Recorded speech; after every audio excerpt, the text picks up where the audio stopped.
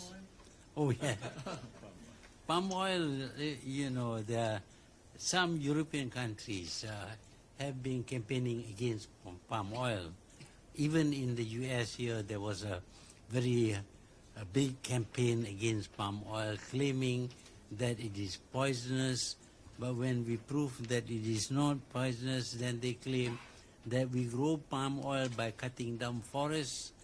But actually not much of the forest is cut down because palm trees are grown in the areas cleared before by our colonial masters to plant rubber.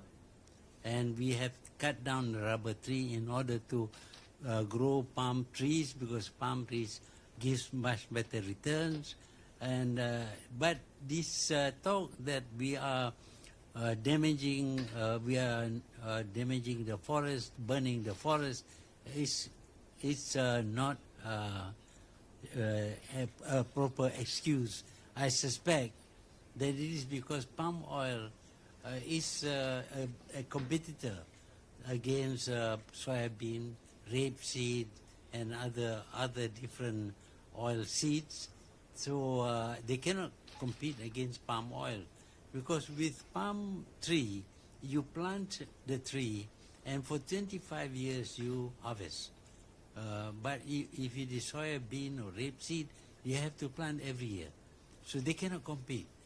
So because of that, they come up with this story that the habitat of the long-nosed monkeys have been destroyed. The orangutan now has got no place to go, all of which is nonsense. We are looking after all these animals.